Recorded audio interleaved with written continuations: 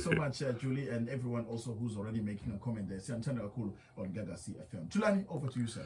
Qawelami, hey namhlanje mfethu sikhuluma ngendaba ebalekile la. The memorial stones. The memorial stones, amatshe esikhumbuzo. Uma ubuka lapha eBhayibhelini kuJoshua chapter 3, uNkulunkulu usuke efuna ukwelisa abantwana bakaNkulunkulu to the promised land. And ufika nqamula umfula elento lena. Lithi iBhayibheli amanzi afoma udonga. Lawa amanye aqhubeka ayolwandle wafoma udonga wabawelisa abantwana bakaNkulunkulu. Simply because bebeyizizwe ezu12 uIsraeli wase bacela ukuthi isizwe ilento lena region ayibe nabantu ezobaqoka abazothatha amatshe awu12, isizwe nesizwe soba netshe lodwa. Uthi lamatshe inhloso yawo ukuthi ingane kufanele zithi mayibuza ukuthi awani lamatshe bese ntshena ingane ukuthi no sathi siwela umfula uNkulunkulu wawumisa umfula wakwazi ukuhlukanisa center sawela. So lamazwe amatshe esikhumbuzo mfethu afuna ukuveza ubukhulu bukaNkulunkulu ukuthi uNkulunkulu usenzeni empilweni zethu. And uma ucabanga lento ngeke ngayibuka vuma ukuthi kwenzakalani mawukuthi lamatshe mhlawumbe ayashabalala noma abantu bayakhohlwa ngawo. Kusho ukuthi khona izinto ezizothi mazenzeka kubo bathuke kakhulu kanti uNkulunkulu sabanqobela kulezo zinto because amatshe inhloso yawo ukuthi uma wabuka akutshengisa ubukhulu bukaNkulunkulu akutshengisa futhi ukuthi lenkinga ubhekene nayo usengakwazi ukuyinqoba ngoba uNkulunkulu ke wanqoba ngaphambilini. Yazi mfethu ngicela ukukhuluma ngami mfethu ngeke ngenzelwa enye into mfethu eminyakeni embalwa edlule mhlawumbe I think it was about 7 years ago. Ngivuka ekuseni mfethu ngiyobamba indiza yasekuseni la eKing Shaka, kuyabanda mfethu and I was a bit grumpy, ngiya e-airport and the first I'm driving down mangifika lapha ngisasendleleni mfethu it's like ngikulesi spirit sokcomplain kwase kuba khona into engikhumbuzayo ukuthi awundoda do you remember ukuthi wena you used to ride a train for 4 years, uvuka ngabo 4 ekuseni mfethu ubilisa amanzi ngeketelo, uyogibela isitimela sango 10 to 5 for 4 years. At times you will do this in the blistering cold, kubanda uyolinda isitimela ngaphandle. Here you are now mfethu driving into uyogibela indiza uyakwelinye izwe and ngemoto yakhe you are warm in your car and you are complaining. And this is what happens when you forget the memorial stones, because the memorial stones are about what God has done kuwe. Abantu abaningi umuthi uyachecka mfethu ulalela inkinga zabo uyabuka hawu lo muntu wasekhaliswa into ake wayinqoba before kwenziwa yini kwenziwa ukuthi ukhohliwe you forgotten ukuthi uNkulunkulu kuwanqobela le nto obhekene nayo and because of that mfethu yonke inkinga obhekene nayo kuba ngazuthi inkinga enkulu kanti mfethu into lena kwayinqoba. Omunye mfethu mhlawumbe inkinga obhekene nayo akaze wayinqoba directly but you'll find ukuthi abantu bakini mfethu bake babhekana naleyo nto bakwazi ukunqoba uNkulunkulu wakwazi ukubanqobisa. That simply means mfethu isidi ye-victory noma isidi yokunqoba nakuwe ikhona ngoba omunye umuntu mfethu osondelene nawe usuke wayenza lonto wadlula kuyona wenqoba.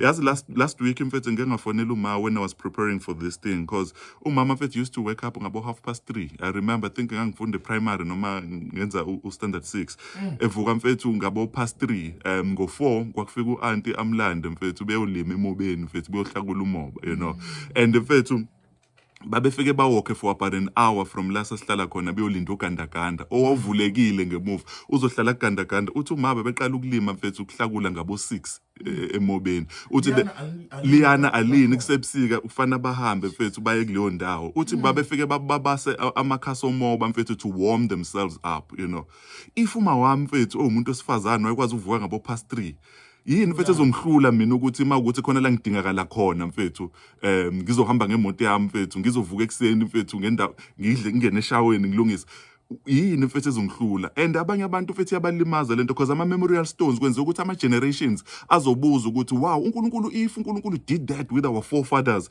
it simply means no malume no aunt it simply means uNkulunkulu will do it for us as well.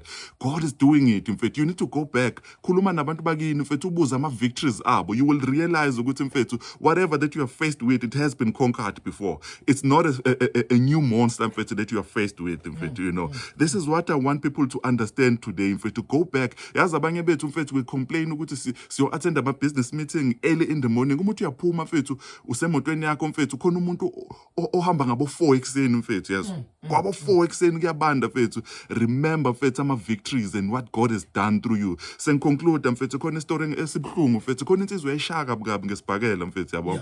Elensizwa kuthiwa yenzima mawala mfethu yabo. But uthe mfethu mase ekhuphuka lo mjida mfethu eseba uchampion waqala waluza mfethu yabo. And bam interview uNtanga ukuthi hawu cha wena usaqala kwi career yakho buvithizana mawala kwenze njani.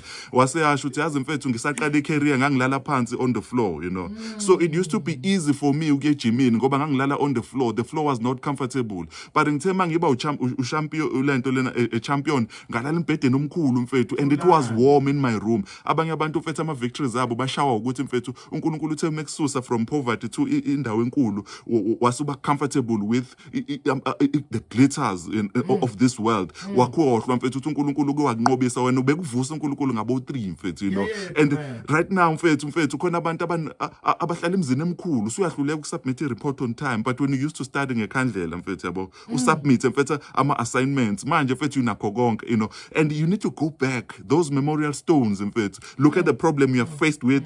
uNkulunkulu akukhumbuza ukuthi yazi mfethu Vuma, one thing I've noticed ukuthi inkinga ziyaphinda. And up until mfethu you outgrow inkinga. Khona umuntu mfethu ona 50 usabanjwe inkinga mfethu ayimbambe ena 15, and you are asking God why ngingayithola i-breakthrough lento. It's because promotion yakhe izofika uma usuzoqala unqobe lezinto. Last point, uma mfethu sazokhaliswa 15 years later usakhaliswa ukuthi khona ama colleagues aklebayo, awukaka outgrow leyo nto, awukakambona uNkulunkulu mfethu, awukakambona uNkulunkulu ekudlulisa bekhona bekuhleba. You need to go back ukuthi bangihleba uNkulunkulu wangidlulisa. Those are the memorial stones, God's victory over our lives. God is love.